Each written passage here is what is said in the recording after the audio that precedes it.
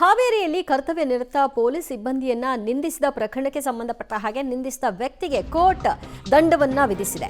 ಕರ್ತವ್ಯ ನಿರತ ಪೊಲೀಸ್ ಸಿಬ್ಬಂದಿಗೆ ಏಕವಚನದಲ್ಲಿ ನಿಂದಿಸಿದಂತಹ ಪ್ರಕರಣ ಇದು.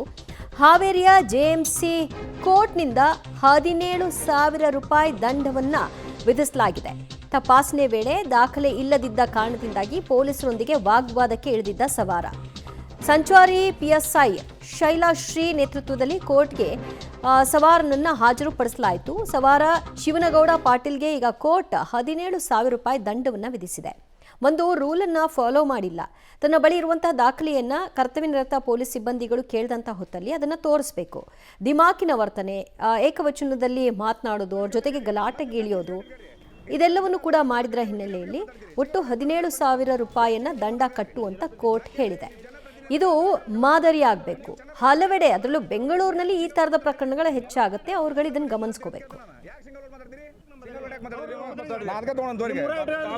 ನೀವು ಸಿಂಗಲ್ ವರ್ಡ್ ನೀವು ಅವ್ನು ನಡಿ ಇವ್ನು ನಡಿ ಅಂತ ಹೇಳಿದ್ರಲ್ಲ ನೀವು ಯಾಕೆ ಸಿಂಗಲ್ ವರ್ಡ್ ಮಾತಾಡ್ತೀರಿ?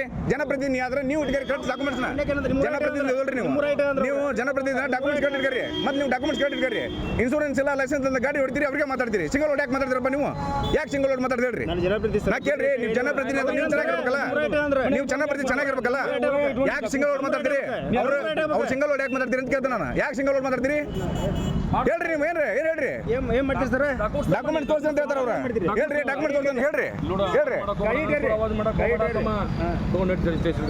ನೀನ ಗಾಡಿ ಏನಾಗ ನೀ ಇದ್ರೆ ನೀ ಗಾಡಿ ತಂದು ಬಿಟ್ಟು ಹೋಗಿ ಅಂತ. ಪೊಲೀಸ್ ಜೊತೆಗೆ ಸವಾರನೊಬ್ಬ ಯಾವ ರೀತಿಯಾಗಿ ವಾಗ್ವಾದ ಕೇಳಿದ ಅಂತ ನೀವು ನೋಡ್ತಾ ಇದ್ರಿ. ಡಾಕ್ಯುಮೆಂಟ್ಸ್ ತೋರಿಸು ಅಂತ ಕೇಳಿದ್ದಷ್ಟೇ ಬಾಯಿಗೆ ಬಂದಂಗೆ ಮಾತಾಡೋಕೆ ಶುರು ಮಾಡಿದ. ಹಾಗಾಗಿ ಅವರು ಕೂಡ ಪೊಲೀಸ್ ಭಾಷೆಯಲ್ಲೇ ಅವ್ರಿಗೆ ಉತ್ತರ ಕೊಟ್ಟರೆ ಸರಿ ಅಂತ ಕೋರ್ಟ್ಗೆ ತನ್ನನ್ನು ಹಾಜರುಪಡಿಸಿದ್ರು. ನಂತರ ಕೋರ್ಟ್ ಕೂಡ ಚೀಮಾರಿ ಹಾಕಿ ಫೈನ್ ಅನ್ನ ಹಾಕಿದೆ.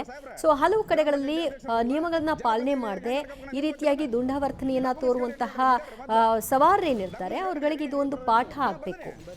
ನೋಡಿ, ತನ್ನ ಬಳಿ ಇರುವಂತಹ ದಾಖಲೆಗಳನ್ನ ಇಲ್ಲ ಅಂತ ಹೇಳ್ಕೊಳ್ಬೇಕು. ಆಯ್ತು, ಅದೇನಿದೆ ಫೈನ್ ಕಟ್ತೀನಿ ಅಂತ ಹೇಳಬೇಕು. ಅದಾಗಿಲ್ಲ, ಬದಲಾಗಿ ಅವಾಚ್ಯ ಶಬ್ದಗಳಿಂದ ನಿಂದಿಸಿದ್ದ.